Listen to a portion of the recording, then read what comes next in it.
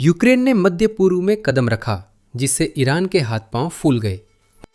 अपने देश में संघर्ष के बावजूद कीव को खाड़ी क्षेत्र में ड्रोन खतरे से निपटने के लिए बुलाया गया और वह शानदार नतीजे दे रहा है। यूक्रेनी टीमें शाहिद समस्या सुलझाने के साथ साथ दीर्घकालिक रक्षा समझौते कर रही हैं। ब्रिटिश फ्रेंच नौसेनाओं से साझेदारी और ईरान के खिलाफ छाया युद्ध भी लड़ रही है। ये सब ईरान के लिए एक अराजक स्थिति बनता जा रहा है, क्योंकि धरती पर किसी भी अन्य देश की तुलना में यूक्रेन ही वो देश है जिसे ईरानी हमलों से निपटना सबसे अच्छे से आता है। और यही वजह है कि जैसे ही यूक्रेनी सेनाएं अपना हमला शुरू करती हैं, खाड़ी देशों की राजधानियों में उनके स्वागत के लिए रेड कारपेट बिछाया जा रहा है। ये समझने के लिए कि यूक्रेन अचानक खाड़ी क्षेत्र में क्यों आ गया, आपको उसी मुद्दे से शुरुआत करनी होगी जिसने उन्हें वहां खींचा, यानी खाड़ी की राजनीति। बात यह है कि मध्य पूर्व हमेशा से ही एक अस्थिर इलाका रहा है। कुछ लोग तो इसे एक टाइम बम भी कह सकते हैं, जिसमें प्रतिद्वंदिता, पुरानी दुश्मनियां और सत्ता संघर्ष दशकों से भरे हुए हैं, जो इस हालिया संघर्ष के शुरू होने से भी बहुत पहले से चले आ रहे हैं। फरवरी में ऑपरेशन एपिक फ्यूरी शुरू होते ही दबा तनाव खुली कार्रवाई में बदल गया। लगभग रातों रात ईरान ने साफ कर दिया कि वह दबाव को चुपचाप सहन नहीं करेगा और न ही अकेले परिणामों का सामना करेगा। इसके बजाय उसने जंग का मैदान और बड़ा कर दिया। इसने हालात को कहीं ज्यादा खतरनाक और अनिश्चित बना दिया। तो ईरान ने ये कैसे कर दिखाया? उसने सब पर हमला किया, बेरहमी से। सोची समझी ड्रोन स्ट्राइक ने खाड़ी देशों के सैन्य ठिकानों, तेल ढांचों और संयुक्त अरब अमीरात, सऊदी अरब, कुवैत, कतर, बहरीन, ओमान के हवाई अड्डों जैसे नागरिक स्थलों को भी निशाना बनाया। रात दर रात पूरे क्षेत्र में एयर डिफेंस सिस्टम्स को लगातार सक्रिय रहना पड़ा। आसमान स्कैन करना, लक्ष्यों पर लॉक करना और बार बार फायर करना हालात संभालने के लिए। सऊदी अरब और यूएई जैसे देश एक ही हमले की लहर में दर्जनों ड्रोन रोक रहे थे, लेकिन सिस्टम पूरी तरह परफेक्ट नहीं था और कुछ ड्रोन बच जाते थे।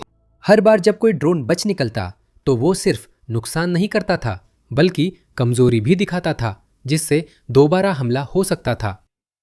ये कहानी का सिर्फ एक हिस्सा है, क्योंकि ईरान की असली ताकत उसके हमले के तरीके में थी, न कि सिर्फ स्थान में। ईरान जिन शाहिद ड्रोन पर निर्भर है, वे सैन्य स्तर पर सस्ते होते हैं, कीमत 20 से 50 हजार डॉलर तक। ईरान इन्हें एक साथ लॉन्च करता है, जिससे रक्षकों को लाखों डॉलर की इंटरसेप्टर मिसाइलें सिर्फ अपनी रक्षा के लिए दागनी पड़ती है। ये लागत असंतुलन एक जाल बनाता है।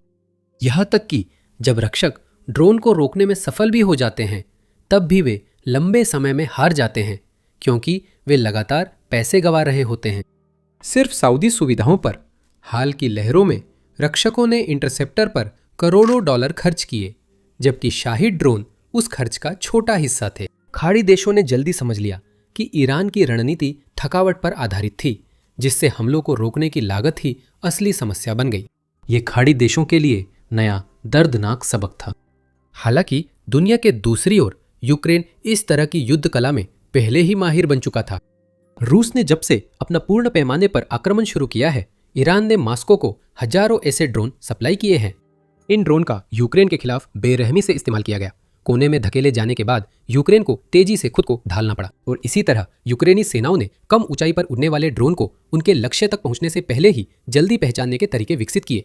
उन्होंने सिग्नल जाम करने और मार्गदर्शन में बाधा डालने के लिए सिस्टम बनाए। उन्होंने महंगी मिसाइलों पर निर्भरता घटाकर इलेक्ट्रॉनिक युद्ध, मोबाइल गन टीमों और सस्ते इंटरसेप्शन से परतदार रक्षा प्रणाली बनाई। उन्होंने यहां तक कि त्वरित प्रतिक्रिया इकाइयां भी बनाई, जो खतरा जहां भी दिखाई देता वहां तुरंत पहुंच सकती थी। तो जब वही रणनीतियां खाड़ी क्षेत्र में दिखाई दी, तो एक देश को पहले से ही ठीक ठीक पता था कि उसे किससे निपटना है। इसी कारण यूक्रेन वहां इतनी अमूल्य संपत्ति बना। शुरुआत में ये समर्थन काफी चुपचाप रहा। यूक्रेनी सलाहकारों की छोटी टीमें खाड़ी क्षेत्र में साझेदारों के अनुरोध और वॉशिंगटन की मंजूरी से पहुंची। ये दिखावटी आगमन नहीं थे, वे कठिन परिश्रम से अर्जित व्यावहारिक ज्ञान लाए थे। ये वे सामरिक सबक थे जो कठिनाई से सीखे गए। मोबाइल इलेक्ट्रॉनिक युद्ध उपकरण और उन ऑपरेटरों के ठोस आत्मविश्वास के साथ जो बरसों के ड्रोन हमले झेल चुके थे। उनका काम सरल लेकिन प्रभावशाली था। उन्होंने रणनीतियां साझा की, सिमुलेशन किए और स्थानीय टीमों को बजट बचाते हुए झुंड हमलों से निपटने की रक्षा तैयार करने में मदद की। ईरानी शाहिद लहरों के एयरबेस, तेल सुविधाओं और शिपिंग लेन पर लगातार हमलों के कारण वो चुपचाप चल रही साझेदारी ज्यादा देर तक छुपी नहीं रह सकी। दबाव बढ़ता गया। खाड़ी के नेताओं को अब सुझाव नहीं, असली नतीजे चाहिए थे, इसलिए समर्थन बढ़ा। मार्च में यूक्रेनी counter drone team Qatar, UAE, सऊदी अरब भेजी। कुछ हफ्तों में वो कुवैत, जॉर्डन भी पहुंची।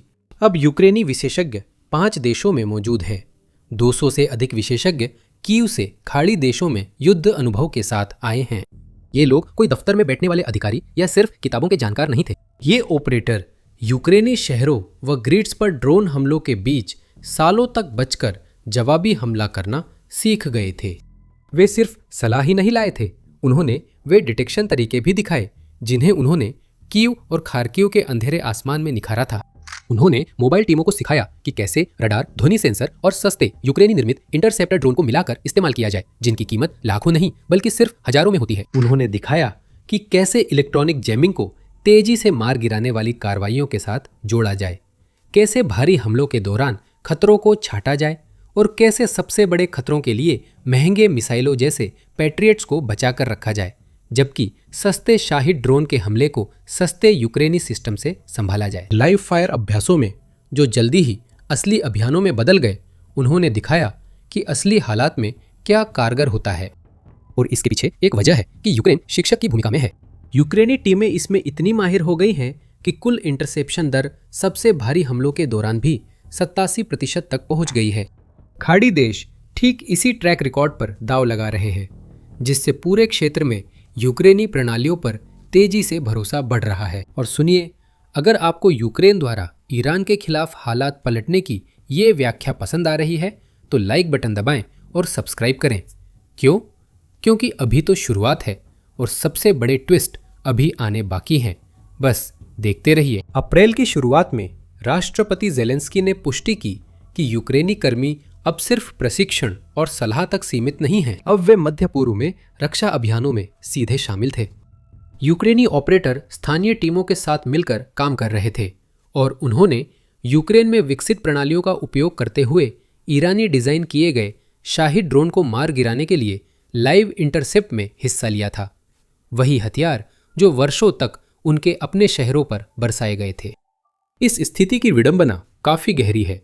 ईरान ने जो ड्रोन कभी रूस को यूक्रेन को कमजोर करने के लिए भेजे थे, उन्होंने कीव को मजबूर कर दिया कि वे कम लागत में उन्हें रोकने के विशेषज्ञ बन जाएं।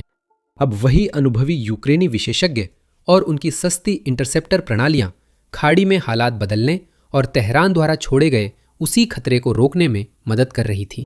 इसे ही तो कहते हैं काव्यात्मक न्याय। ईरान ने अपने भविष्य के समस्या समाधानकर्ताओं को प्रशिक्षित किया और फिर देखा कि वे उन्हीं निशाने पर रहे देशों के लिए काम करने लगे। यह देखो, इसे देखो, यह पूरी तरह से बदलाव को बयां करता है। जब आप एक कदम पीछे हटकर इन सबको जोड़ते हैं तो पूरी तस्वीर साफ हो जाती है। ईरान ने अपना प्रभाव बढ़ाने और अपनी पहुंच मजबूत करने के लिए ये ड्रोन रूस भेजे, लेकिन ऐसा करते हुए उसने यूक्रेन को इन्हें रोकने में दुनिया की सबसे अनुभवी ताकतों में से एक बनने के लिए मजबूर कर दिया। सालों का दबाव अब विशेषज्ञता में बदल चुका है, जो खाड़ी क्षेत्र में दिख रही है, जबकि ईरान भी वही रणनीति अपनाने की कोशिश कर रहा है। यूक्रेन ने एक ऐसी समस्या को लिया जिसे उसे हल करना ही था, उसे एक कारगर प्रणाली में बदल दिया और फिर उस प्रणाली को एक नए युद्ध क्षेत्र में ले गया। जो चीज शुरुआत में सिर्फ जिंदा रहने के लिए थी, वही अब एक फायदा बन गई है और अब वही फायदा इस संघर्ष को लड़े जाने के तरीके को बदल रहा है। यूक्रेन सिर्फ आपातकालीन मदद तक सीमित नहीं है, वो कुछ ऐसा बना रहा है जो आने वाले सालों तक खाड़ी क्षेत्र की सुरक्षा के तरीके को बदल सकता है। यूक्रेन ने युद्ध क्षेत्र अनुभव को अब दीर्घकालिक रक्षा साझेदारी में बदलना शुरू किया है, केवल ट्रेनिंग या रणनीति साझा करने तक सीमित नहीं रहा। मार्च के अंत में उसने सऊदी अरब, यूएई और कतर के साथ 10 साल का रक्षा निर्यात समझौता किया। राष्ट्रपति वोलोदिमीर ज़ेलेंस्की ने इसे ड्रोन सौदे का नया मॉडल कहा। यह विचार सिर्फ ड्रोन तक सीमित नहीं, इन समझौतों का मकसद खाड़ी में पूरी क्षमता विकसित करना है। इसमें यूक्रेन व स्थानीय संयुक्त उत्पादन लाइनें, साझा तकनीकी विकास और प्रशिक्षण कार्यक्रम शामिल है, जो स्थानीय बलों को इन प्रणालियों का संचालन व रखरखाव अपने दम पर करना सिखाते हैं। सिर्फ उपकरण खरीदना और उम्मीद करना काफी नहीं, बल्कि ऐसी प्रणाली बनानी है जो समय के साथ खुद टिके। रुचि तेजी से बढ़ रही है 10 से ज्यादा देश इस मॉडल से जुड़ने पर विचार कर रहे हैं। ड्रोन सौदा सिर्फ खाड़ी तक सीमित नहीं, यूरोप में भी एक नया रास्ता खुल रहा है। जर्मनी, नॉर्वे, इटली, स्वीडन और नीदरलैंड अपनी रक्षा प्रणाली में यूक्रेनी इंटरसेप्टर ड्रोन व इलेक्ट्रॉनिक युद्ध प्रणालियां शामिल कर रहे हैं। इसका अर्थ है यूक्रेन रियाद और दोहा के साथ साझा तकनीकी जानकारी नाटो के पूर्वी मोर्चे को भी मजबूत कर रही है। सीधे शब्दों में कहे तो कीव ने युद्ध के मैदान से मिली वर्षों की सीख को एक लचीली प्रणाली में बदल दिया है, जो खाड़ी में तेल मार्गों की सुरक्षा के लिए उतनी ही कारगर है जितनी यूरोप के आसमान की रक्षा के लिए, जहां समान खतरे हैं। ये महत्वपूर्ण है क्योंकि यूक्रेन कोई एकमात्र समाधान या त्वरित उपाय नहीं, बल्कि एक पूर्ण प्रणाली दे रहा है जो दबाव में पहले ही परखी जा चुकी है। उस प्रणाली में हमला, ड्रोन, इंटरसेप्टर ड्रोन, इलेक्ट्रॉनिक युद्ध उपकरण, स्तरित वायु रक्षा और झुंड विरोधी उपाय मिलकर काम करते हैं। उतना ही महत्वपूर्ण यह है कि इसमें वे ऑपरेटर भी शामिल हैं जिन्होंने वर्षों तक असली हमलों का सामना किया है और यह सीखा है कि जब दबाव लगातार बना रहता है तो क्या काम करता है और क्या नहीं। यह कोई सिद्धांत नहीं है, यह एक ऐसी प्रणाली है जो जीवित रहने के अनुभव से बनी है। बहुत कम देश है जो बाजार को यह दे सकते हैं। यही इसे ईरान की रणनीति के खिलाफ प्रभावी बनाता है। सस्ते इंटरसेप्टर, स्मार्ट जैमिंग और लचीली मोबाइल टीमों का उपयोग करके यह रक्षा की लागत को कम करता है, जबकि इसे प्रभावी भी बनाए रखता है। इसी कारण यूक्रेन की मदद से खाड़ी देश अब क्षयकारी युद्ध झेल सकते हैं, भले ही ईरान इसे खींचे। साथ ही ज़ेलेंस्की सिर्फ जमीनी रक्षा पर ही ध्यान नहीं दे रहे हैं, उनके पास नौसैनिक रक्षा के लिए भी एक योजना है। ज़ेलेंस्की पहले ही खाड़ी देशों के साथ मिलकर होर्मुज जलडमरू मध्य से होकर गुजरने वाले जहाजों की सुरक्षा के लिए संयुक्त प्रयासों की मांग कर चुके हैं। उन्होंने कहा कि यूक्रेन के काला सागर अनुभव से साबित होता है कि सही रणनीति से मजबूत नौसेना भी पीछे हट सकती है। रूस ने वर्षों तक बारूदी सुरंगों, मिसाइलों और कई बड़े बेड़े का इस्तेमाल करके यूक्रेन के बंदरगाह बंद करने की कोशिश की। शुरुआत में ऐसा लग रहा था कि यूक्रेन को जवाब देने में मुश्किल होगी, लेकिन समय के साथ उसने खुद को ढाल लिया। उसने समुद्री ड्रोन का इस्तेमाल किया, बारूदी सुरंग हटाने के प्रयासों में सुधार किया और काफिले की सुरक्षा के ऐसे तरीके विकसित किए जिससे जहाज चलते रहे। धीरे धीरे उसने रूसी बेड़े के कुछ हिस्सों को पीछे हटने या ज्यादा सतर्कता से काम करने के लिए मजबूर कर दिया। ये सबक खाड़ी की स्थिति पर पहले जितना लगता है उससे कहीं ज्यादा अच्छे से लागू होते हैं। सीधे शब्दों में कहे तो यूक्रेनी समुद्री ड्रोन बहुत तेजी से विकसित हुए हैं। जो एक साधारण हमले के उपकरण के रूप में शुरू हुआ था, वह अब लचीले प्लेटफॉर्म में बदल गया है, जो आगे जाकर निगरानी कर सकते हैं, जहाजों को एस्कॉर्ट कर सकते हैं और वास्तविक समय में खतरों पर नजर रख सकते हैं। कुछ पानी से हवाई इंटरसेप्टर भी लॉन्च कर सकते हैं, जिससे सुरक्षा की एक और परत जुड़ जाती है। इन सिस्टम्स का इस्तेमाल ओडेसा के पास शाहिद प्रकार के ड्रोन का मुकाबला करने के लिए पहले ही किया जा चुका है, जो दिखाता है कि ये कितने अनुकूलनीय हो गए हैं। हाल ही में समुद्री ड्रोन ने कमाल किया। रविवार को यूक्रेन की 412वीं नेमेसिस ब्रिगेड ने इंटरसेप्टर ड्रोन एक अज्ञात जगह से लॉन्च किया। मानव संचालित पोत से शाहिद ड्रोन गिराया गया, जो समुद्र से हवा में गिराने का पहला मामला है। ऐसा दिखता है ये।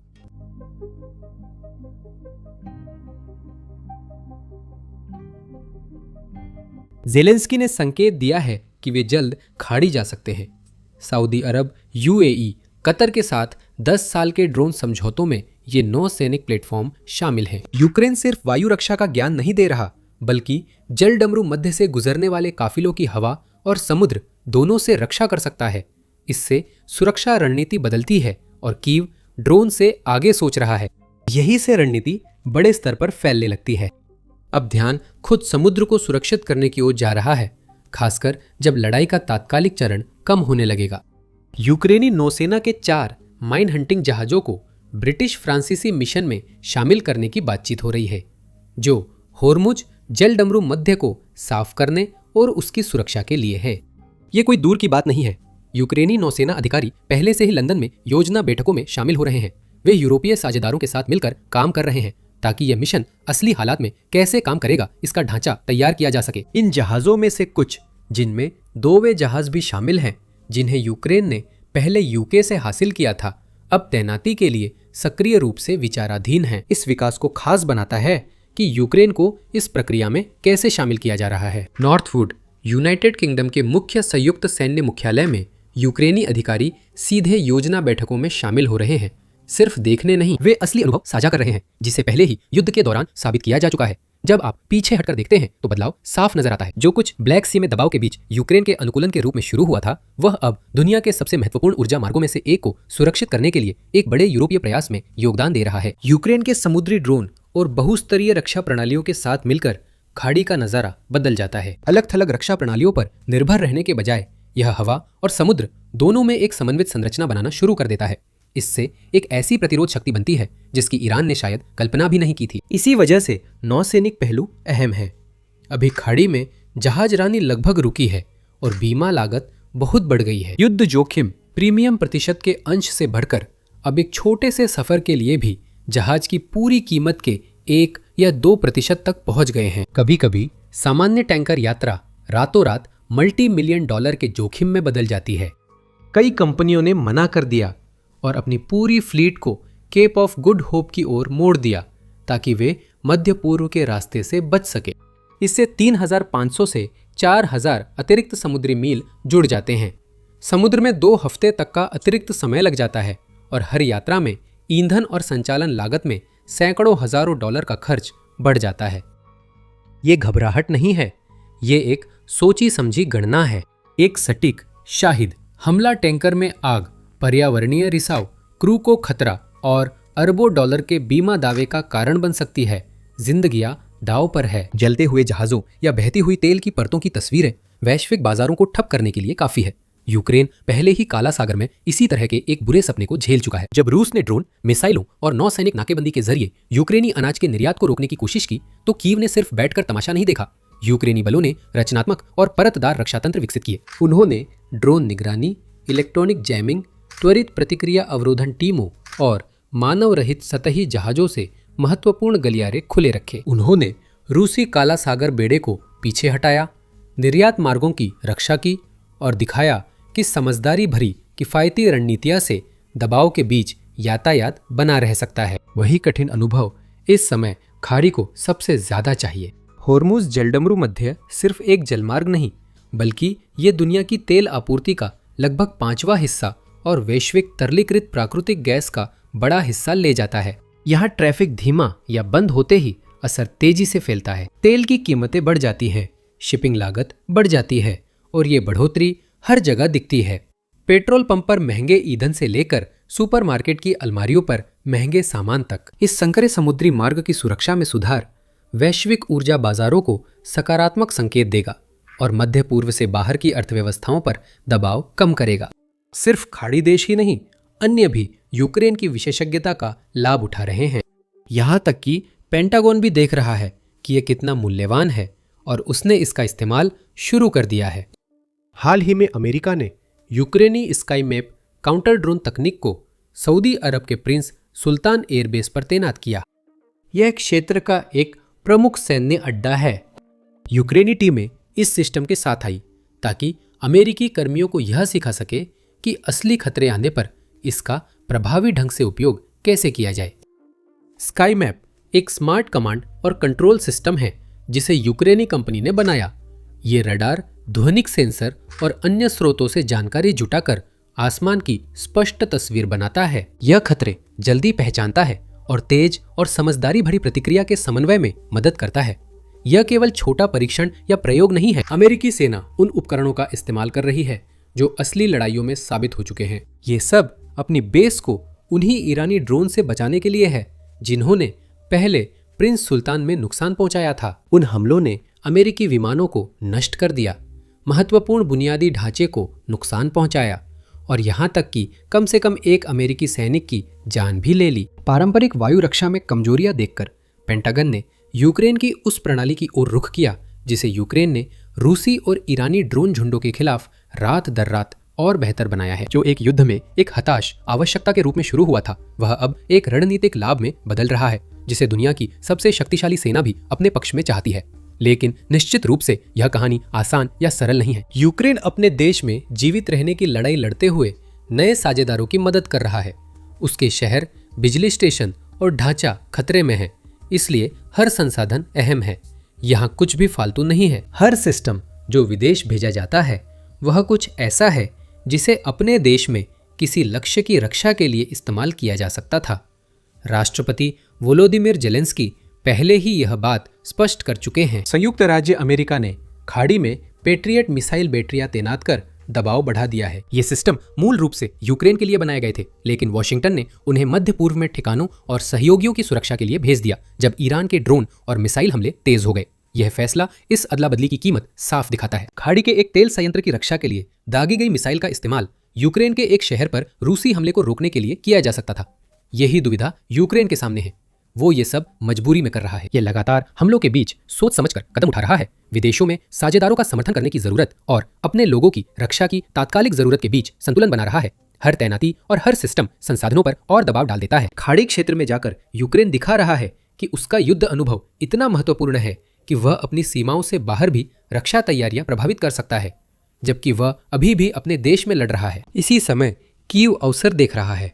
ये साझेदारियां राजनीति के साथ रक्षा और निर्यात में भी लंबे समय के लिए रास्ते खोलती है, लेकिन सीमाएं हैं, क्योंकि वैश्विक भंडार असीमित नहीं है, उत्पादन धीमा है और संघर्षों में मांग बढ़ रही है।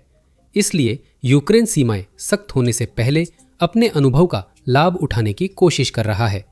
यह केवल एक तरफा नहीं है। इसके बदले खाड़ी देशों के साझेदार यूक्रेन को उसकी अपनी ऊर्जा ग्रिड की रक्षा के लिए बेहद जरूरी हथियार भेज रहे हैं।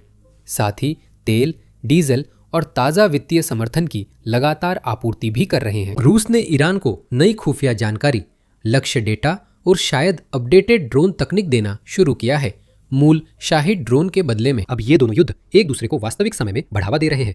जो शुरुआत में ईरान द्वारा पुतिन की मदद के रूप में शुरू हुआ था, वह अब पुतिन द्वारा तेहरान को पलटवार करने में मदद करने में बदल रहा है। यह चक्र सभी संबंधित पक्षों के लिए दाव को और बढ़ा देता है और यहाँ एक गहरा बदलाव भी हो रहा है। यूक्रेन खाड़ी देशों के लिए आगे आकर ईरान, रूस और उन देशों के बीच दूरी बढ़ा रहा है जिन्हें तेहरान करीब करना चाहता था। जो शुरुआत में ईरान द्वारा रूस को ड्रोन भेजने के रूप में शुरू हुआ था, वह अब खाड़ी देशों के पैसे और तेल के यूक्रेन वापस जाने के साथ खत्म हो रहा है। ये चक्र महत्वपूर्ण है क्योंकि ये केवल कुछ महीनों के लिए नहीं, बल्कि वर्षों के लिए गठबंधनों को बदल देते हैं।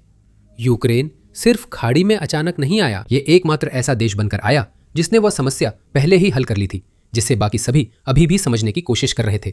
और उसने ये सब एक बड़े अमेरिकी और यूरोपीय सुरक्षा छत्र के अंदर रहते हुए किया। नतीजा कुछ नया है। खाड़ी का पैसा, तेल, यूरोपीय कमांड, अमेरिकी बेस और यूक्रेनी युद्ध में आजमाए सिस्टम मिलकर काम कर रहे हैं। तेहरान और मॉस्को अलग अलग युद्ध चाहते थे। उन्हें एक जुड़ा युद्ध क्षेत्र मिला जहां यूक्रेन एक अनिवार्य कड़ी बन गया था, जो ऐसे अनुभव के साथ यूरोप और खाड़ी की रक्षा को जोड़ रहा था जिसका मुकाबला कोई और नहीं कर सकता। यही हमें मुख्य सवाल तक लाता है। यूक्रेन के लिए खाड़ी में ईरान के आतंक के शासन को समाप्त करना वास्तव में क्या मायने रखता है? खैर, इसका मतलब अचानक जीत या क्षेत्र में हर तनाव का साफ सुथरा हल नहीं है। असल में इसका मतलब कुछ ज्यादा लक्षित है। इसका मतलब है ईरान की रणनीति के मुख्य लाभ यानी लागत को छीन लेना। अगर ऐसा हुआ तो इसका असर खाड़ी से भी बाहर जाएगा। यूक्रेन अपने युद्ध अनुभव आधारित आधुनिक रक्षा समाधानों का अग्रणी प्रदाता बन सकता है। ईरान के कम लागत मॉडल को तेज जीत नहीं बल्कि लगातार प्रतिरोध झेलना होगा। खाड़ी देशों के पास अब खतरे के अनुरूप ऐसे उपकरण होंगे, न कि उससे निपटने के लिए सिर्फ ज्यादा पैसा खर्च करने की कोशिश। यह बदलाव एक बड़ा सवाल भी उठाता है, लंबी अवधि में कौन सा तरीका सफल होगा? सस्ते ड्रोन के साथ लगातार दबाव या समय के साथ टिकने वाली स्मार्ट रक्षा प्रणाली? इसका जवाब अभी सामने आना बाकी है। हमलों का सिलसिला रुका नहीं है और ड्रोन अभी भी इस्तेमाल हो रहे हैं, लेकिन कुछ गहराई में बदलाव आ रहा है। संघर्ष के आंकड़े, लागत, टिकाऊपन और दीर्घकालिक दबाव अब अलग दिशा में बढ़ रहे हैं।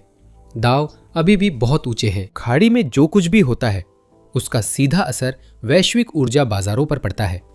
जब कोई बाधा आती है तो कीमतें बदलती है और उसका असर तेजी से फैलता है। इस क्षेत्र के लोग हमलों के खतरे में जी रहे हैं और यूक्रेन भी अपने ही देश में लगातार दबाव झेलते हुए जो उसने सीखा है उसे साझा कर रहा है, जिससे ये समय खास बनता है। ये हाशिए की बात या अस्थायी गठजोड़ नहीं, बल्कि असली युद्ध क्षेत्र के अनुभव और ऐसे क्षेत्र का मेल है जिसे अभी व्यवहारिक समाधान चाहिए। ईरान की रणनीति इसी पर टिकी है कि दूसरे लंबे समय तक जवाब दे पाने में जूझते रहें, लेकिन यूक्रेन दिखा रहा है कि अब ऐसा नहीं है। और अगर ये बदलाव जारी रहता है तो क्षेत्र में संतुलन सिर्फ थोड़ा सा नहीं झुकता, यह एक अधिक स्थायी तरीके से बदलना शुरू हो जाता है। अगर यूक्रेन ने ईरान के ड्रोन उन्हीं पर इस्तेमाल कर लिए और 2 महाद्वीपों में गठबंधन बनाए हैं तो लाइक करें और सब्सक्राइब करें। हम ऐसे अपडेट्स नियमित रूप से लाते रहते हैं और आप नहीं चाहेंगे कि आगे क्या होता है वो आपसे छूट जाए।